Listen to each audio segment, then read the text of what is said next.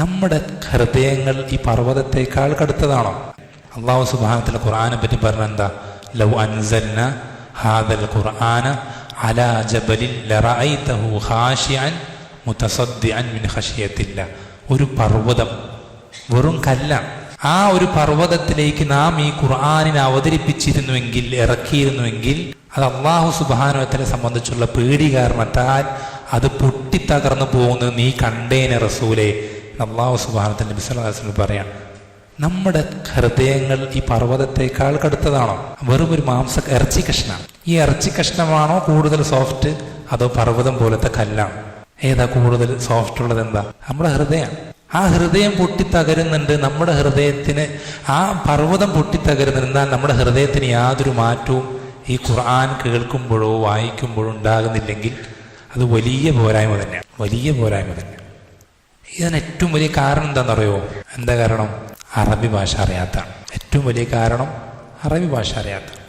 അറബി ഭാഷ പഠിച്ചു കഴിഞ്ഞാൽ നിങ്ങൾ നിങ്ങളുടെ നിസ്കാരം പോലെ ആയിരിക്കൂല അറബി ഭാഷ പഠിച്ചാൽ നിങ്ങളുടെ നിസ്കാരം. അത് നിങ്ങൾക്ക് വേണമെങ്കിൽ പരീക്ഷിച്ച് നോക്കും. 100% ഉറപ്പിച്ച് പറയാൻ പറ്റും. നിങ്ങളുടെ ഇപ്പോഴത്തെ ഖുർആൻ പാരായണം പോലെ ആയിരിക്കൂല അറബി ഭാഷ പഠിച്ചാൽ നിങ്ങളുടെ ഖുർആൻ പാരായണം. ഇപ്പോൾ നിങ്ങൾ നിസ്കാരത്തിൽ ഖുർആൻ കേൾക്കുന്ന പോലെ ആയിരിക്കൂല നിങ്ങൾ അറബി ഭാഷ പഠിച്ചാൽ നിങ്ങൾ ഖുർആൻ പാരായണം കേൾക്കുന്നത്. ഒന്നും സമമാവില്ല. രണ്ട് തലങ്ങളാണ്. ബാങ്ക് കൊടുക്കുന്നത് പോലും നിങ്ങൾക്ക് ഹൃദയത്തിൽ ഒരു വിങ്ങലോട് കൂടിയിട്ടില്ല എന്ത് ചെയ്യാൻ കഴിയില്ല, കേട്ട് നിൽക്കാൻ കഴിയില്ല. അറബി ഭാഷ പഠിച്ചിട്ടുണ്ടെങ്കിൽ ഒന്നും സമമാവില്ല. നിങ്ങൾ പഠിക്കണം. അറബി ഭാഷ പഠിക്കുക എന്നുള്ളത് നമ്മുടെ ജീവിതത്തിൽ എത്രത്തോളം പ്രാധാന്യമുള്ള കാര്യമാണ്. മുസ്ലിമീങ്ങളുടെ ജീവിതത്തിൽ ഖുർആനിൻ്റെ ഉമ്മത്തിന് അറബി ഭാഷ പഠിക്കുക എന്നുള്ളത് വളരെയധികം പ്രാധാന്യമുള്ള കാര്യമാണ്. അറബി ഭാഷ പഠിച്ച് ഖുർആൻ പാരായണം ചെയ്ത് അതിനെ സംബന്ധിച്ച് ഉറ്റാലോചിച്ച് അതുകൊണ്ട് നമ്മുടെ ജീവിതത്തിൽ മാറ്റങ്ങൾ വരണം. ഓരോ സൂറത്ത് പഠിക്കുമ്പോഴും ഓരോ മാറ്റങ്ങൾ നമ്മുടെ ജീവിതത്തിൽ വരണം. നമ്മളിങ്ങനെ കുറേ പഠിച്ചു പോകും.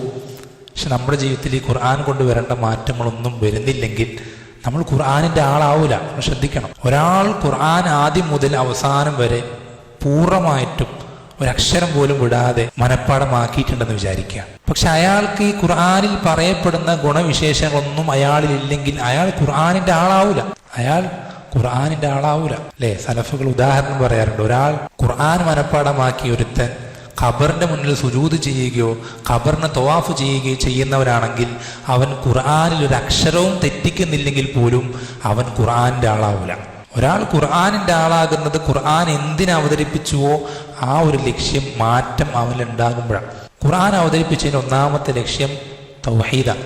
ഈ തൗഹീദ് മനസ്സിലാകാത്തവൻ, അവൻ്റെ ജീവിതത്തിൽ തൗഹീദ് നടപ്പിലാക്കാത്തവൻ അവൻ ഖുർആനിൻ്റെ ആളാവുകയില്ല.